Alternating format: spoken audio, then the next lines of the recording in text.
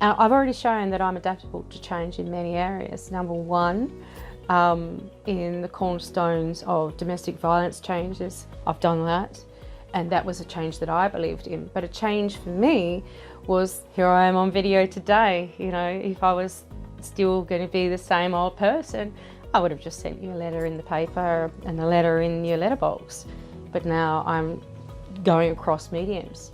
The other thing is that have I changed my stance in other policies? Well, yes, I have, in regards to what is right in the sense of development in specific areas.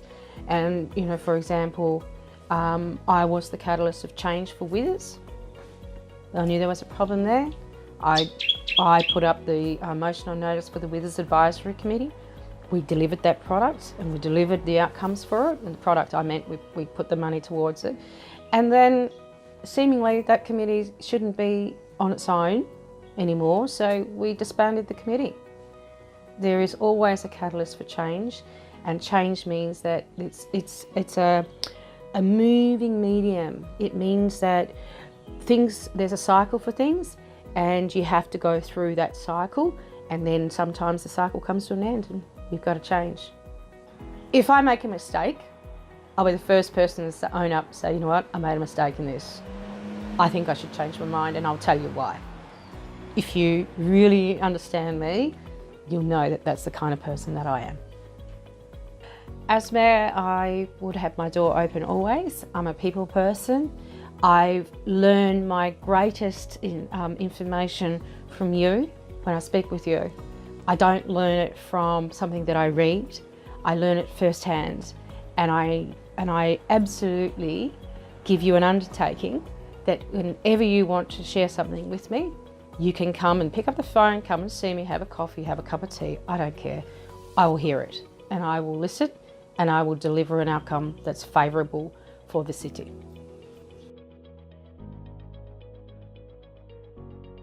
Yes, I am a mum. Everyone knows that. I've had 5 children. I separated when I was just under 24 years old, and the punishment for separating from my partner, who was an electronics engineer, computer programmer, very good job. We both had very good jobs, and I worked in Hammersley Iron on the 12th floor in the accounts department. So when it comes to properties, we had 3, and we were pretty happy until I had our baby, and then everything turned to horribleness, and I won't use the swear word, it starts with an S. But yeah, the dominant character came home and through, everything started to be a nightmare, and that's why I had to leave. My kilometres were being checked. Was the distance okay to drive? Was this okay? Was that okay? Then it became the food. Could I buy this or could I not buy that? And it sounds ridiculous, but $5 note, I used to hide under the carpet for my getaway fund. It took me a long time, but that was the amount of cash he would never see. And it sounds ridiculous. And back then, you know, you look at $5 now, it doesn't mean much, but in 1993 or in 92, that was a significant amount of money that I could put together. And that's where I've come from. And what happened was my punishment for leaving him was murder-suicide. He took my daughter away from me forever. Excuse me a second. But it shows you the strength of who I am. What did I do after that? I changed laws in this country, stalking laws, legislation laws that protect women, protect children. What else did I do? I wrote pilot programs for supervised access programs because I realised that dominant key partners needed to be separated at times on handovers, which is when you hand your children over through separation. I did all of that. I worked tirelessly for that. I've been doing that for over 20 odd years. I've launched 2 books. I've been key speakers in key marches, in key parades, and you know, at one point I came off of a key speaker in Perth, and I had this Giorgio Armani suit that I bought on sale, by the way, because I couldn't afford it. Excuse me. I bought it on sale, and I had a scarf, and you know, this huge big Channel 7 promotion, even with Nicole Kidman, and all these big people got involved. And I remember I took the jacket off Well, first I took my scarf off and everyone thought I was just a little bit hot. And then I took the jacket off and then I started to unbutton my blouse and everyone got a little bit worried. And I said, don't worry, I'm not stripping, I just want to show you something. And I opened my shirt and it said, Domestic Violence Australia says no. And the reason why I did that was because I wanted to tell everybody no one knows what goes on behind closed doors, and no one knew I was wearing that singlet because I only knew because it was covered. And that's why I really have been a key speaker and a catalyst in change through domestic violence. And in fact, Rosemary Batty won Australian of the Year award through her dedication through to domestic violence. And yet in 1993 and in 94, I predicted that that would happen because I knew. I went to Canberra. I went down to change all the systems through Canberra and legislation there. And I remember sitting down to one of the key ministers, a chief advisor who had 5 degrees. And that person said to me, well, I'm the one with the 5 degrees. I should know. And I'm sorry, but I really did want to rip her hair out and go, you absolutely know nothing. But then I knew violence would come to nothing. So I walked out in a huff, and ever since, I just waited and waited. And I knew that Rosemary Batty's son, Paul Luke, would make the catalyst of change because I knew it had to be a very public event, otherwise nobody would take notice.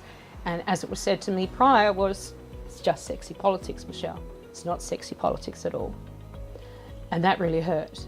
But one thing I will say is this, I am the living, breathing proof of someone who dusts themselves up, pick themselves off and get on with the job. I'm also a person who doesn't relent. I will create change where it's necessary. I won't give in. It's just not in my nature. The other thing is I will say is that there is no one that I believe I would deliberately leave behind. It's not in my nature either. If I can help, you're damn right I'll do it. And if it means that I want to create jobs, of course I do. The lifeblood for any community is jobs, opportunities, and for us to be able to deliver them and capitalise on them. And for me, my personal experience, I just want to say, you can count on me. Simple.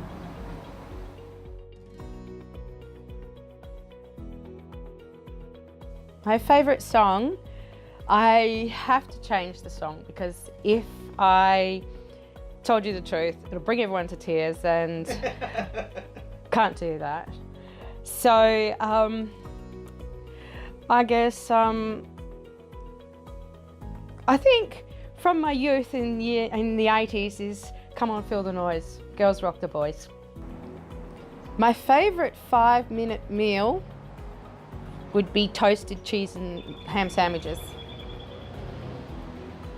because they're so quick and easy, and I can just get the toasting machine out, throw them in, and I know that I can do that. Or I can buy, you know, a mixed salad for $3 and go, okay, well, I've done the healthy bit and I've done my binge bit. My favourite season would have to be spring. This new life, it's a pleasant temperature, and there's not a lot of flies because the first part of summer, I love summer, but those flies, they kill me. I can't stand them. They irritate me. I get cross. I get mad. And I'm going like this. Cannot stand them. But spring, love spring. And I swim in spring.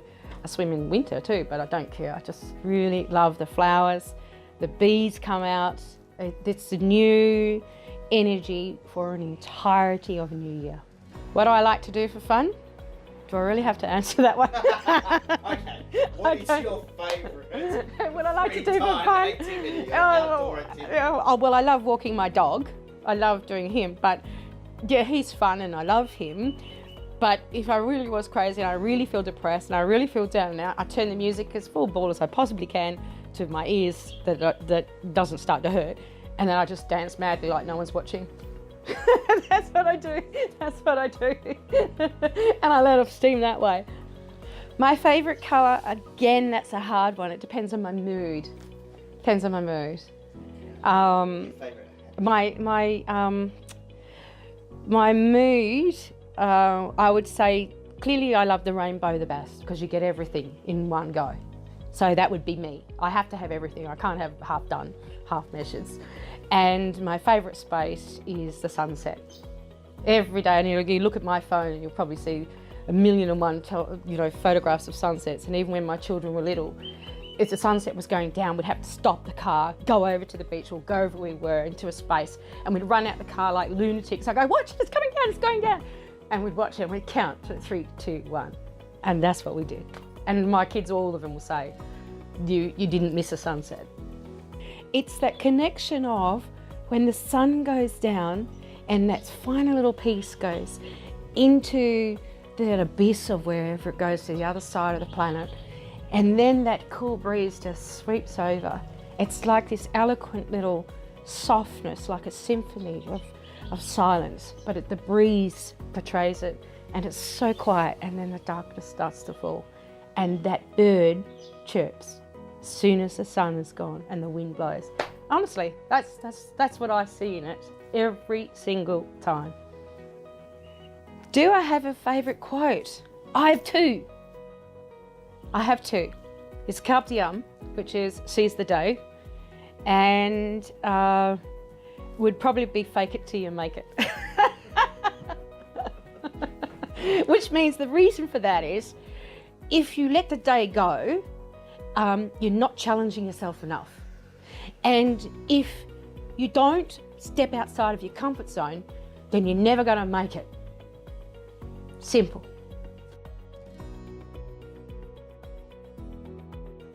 The reason why I think that you should vote for me for mayor is simply this. I have been a single mum. I have been a mum in business with 4 little children. I've buried one of my own. I've been an advocate for law catalyst of change in domestic violence. And guess what? In business, I've been very successful too. And I will drive this place where it needs to be because I know I can stand up and deliver.